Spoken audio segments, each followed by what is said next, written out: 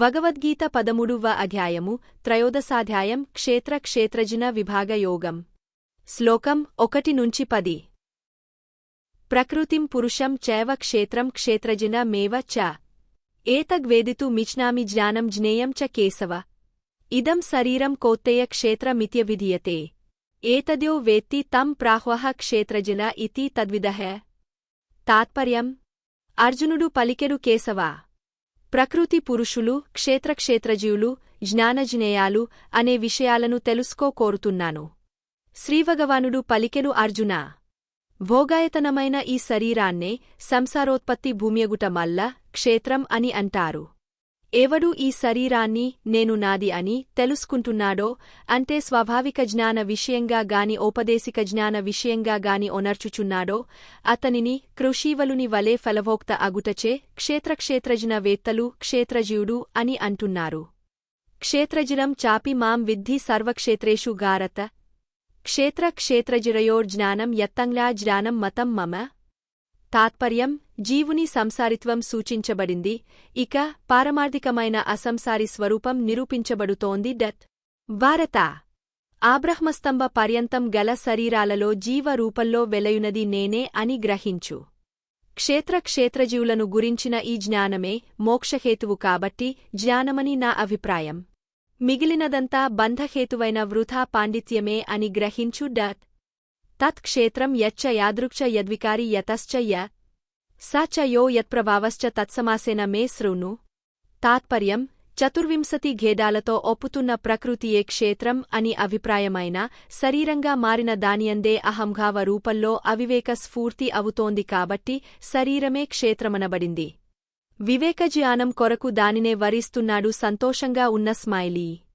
నేను పేర్కొన్న క్షేత్రం ఏ జడత్వ గ్రూస్యత్వాది స్వభావాలు కలిగి, ఎటువంటి ఇచ్ఛాది ధర్మాలతో కూడి, ఏ ఇంద్రియ వికారాలకు లోనై ఉందో, మరియు ఏ ప్రకృతిపురుష సంయోగం వల్ల కలిగి, ఏ స్థావరజంగమాది ఘేదాలతో ఒప్పుతోందో చెబుతున్నాను.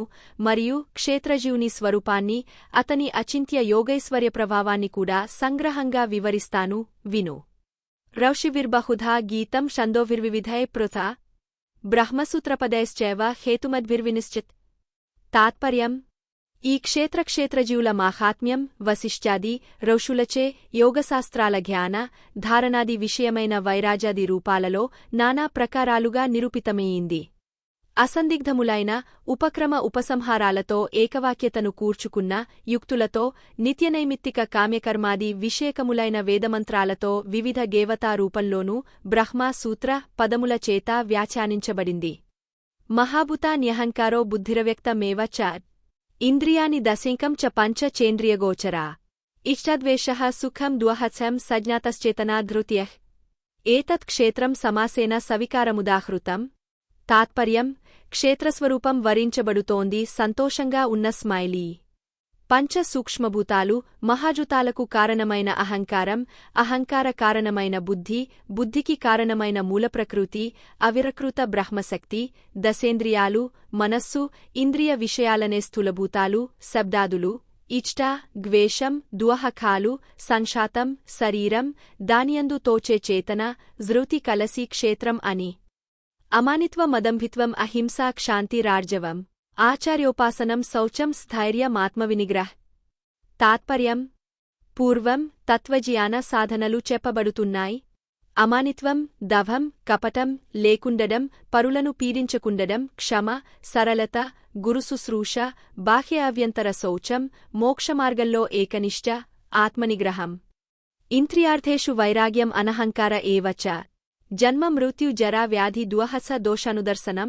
తాత్పర్యం శత్రుమిత్రులు, పూజాపరాభవాలు, శీతోష్ణ సుఖదునఖాలు, నిందాస్తుతులు, వీటి ఎడ సమదృష్టి కలిగి లభించిన ఏ కొద్ది తోడనో పరితృప్తిని పొందుతూ మోనియే స్థిరనివాసం లేక నిశ్చల చిత్తాన్ని, భక్తిని కలిగ ఉండే వ్యక్తి నాకు ప్రియమైనవాడు.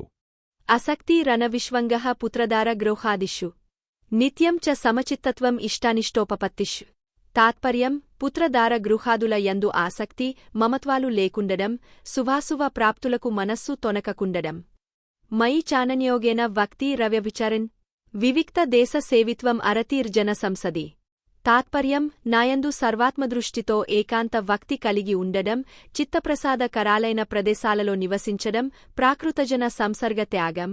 భగవద్గీత త్రయోదశాధ్యాయం క్షేత్రజిల విభాగ యోగం. శ్లోకం 1-10.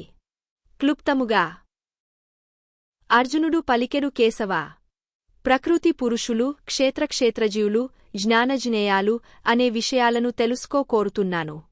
శ్రీభగవానుడు పలికెడు అర్జునా, భోగాయతనమైన ఈ శరీరాన్నే సంసారోత్పత్తి భూమ్యగుట మల్ల క్షేత్రం అని అంటారు. ఎవడు ఈ శరీరాన్ని నేను నాది అని తెలుసుకుంటున్నాడో, అంటే స్వాభావిక జ్ఞాన విషయంగా గాని ఔపదేశిక జ్ఞాన విషయంగా గాని ఒనర్చుచున్నాడో, అతనిని కృషీవలుని వలె ఫలభోక్త అగుటచే క్షేత్రజ్ఞ వేత్తలు క్షేత్రజీవుడు అని అంటున్నారు. జీవుని సంసారిత్వం సూచించబడింది, ఇక పారమార్థికమైన అసంసారి స్వరూపం నిరూపించబడుతోంది. భారత ఆబ్రహ్మస్తంభ పర్యంతం గల శరీరాలలో జీవ రూపంలో వెలయునది నేనే అని గ్రహించు. క్షేత్రజీవులను గురించిన ఈ జ్ఞానమే మోక్షహేతువు కాబట్టి జ్ఞానమని నా అభిప్రాయం. మిగిలినదంతా బంధహేతువైన వృథా పాండిత్యమే అని గ్రహించు. 24 ఘేదాలతో ఒప్పుతున్న ప్రకృతియే క్షేత్రం అని అభిప్రాయమైన శరీరంగా మారిన దానియందే అహంభావ రూపంలో అవివేక స్ఫూర్తి అవుతోంది కాబట్టి శరీరమే క్షేత్రమనబడింది. వివేకజ్ఞానం కొరకు దానినే వరిస్తున్నాడు సంతోషంగా ఉన్న స్మైలీ. నేను పేర్కొన్న క్షేత్రం ఏ జడత్వ గ్రూస్యత్వాది స్వభావాలు కలిగి, ఎటువంటి ఇచ్ఛాది ధర్మాలతో కూడి, ఏ ఇంద్రియ వికారాలకు లోనై ఉందో, మరియు ఏ ప్రకృతిపురుష సంయోగం వల్ల కలిగి, ఏ స్థావరజంగమాది ఘేదాలతో ఒప్పుతోందో చెబుతున్నాను. మరియు క్షేత్రజీవుని స్వరూపాన్ని, అతని అచింత్య యోగైశ్వర్య ప్రభావాన్ని కూడా సంగ్రహంగా వివరిస్తాను, విను. ఈ క్షేత్రజీవుల మాహాత్మ్యం వశిష్ఠాది ఋషులచే యోగశాస్త్రాల జ్ఞాన ధారణాది విషయమైన వైరాజాది రూపాలలో నానా ప్రకారాలుగా నిరూపితమయ్యింది. అసందిగ్ధములైన ఉపక్రమ ఉపసంహారాలతో ఏకవాక్యతను కూర్చుకున్న యుక్తులతో నిత్యనైమిత్తిక కామ్యకర్మాది విషయకములైన వేదమంత్రాలతో వివిధ గేవతా రూపంలోనూ బ్రహ్మ సూత్ర పదముల చేత వ్యాఖ్యానించబడింది. క్షేత్రస్వరూపం వరించబడుతోంది సంతోషంగా ఉన్న స్మైలీ. పంచ సూక్ష్మభూతాలు, మహాజుతాలకు కారణమైన అహంకారం, అహంకార కారణమైన బుద్ధి, బుద్ధికి కారణమైన మూలప్రకృతి, అవిరకృత బ్రహ్మశక్తి, దశేంద్రియాలు, మనస్సు, ఇంద్రియ విషయాలనే స్థూలభూతాలు, శబ్దాదులు, ఇష్ట, ద్వేషం, దుఃఖాలు, సంశాతం, శరీరం, దానియందు తోచే చేతన, ధృతి కలసి క్షేత్రం అని పూర్వం తత్వజ్ఞాన సాధనలు చెప్పబడుతున్నాయి. అమానిత్వం, దభం, కపటం లేకుండడం, పరులను పీడించకుండడం, క్షమ, సరళత, గురుశుశ్రూష, బాహ్య అభ్యంతర శౌచం, మోక్షమార్గంలో ఏకనిష్ట, ఆత్మనిగ్రహం.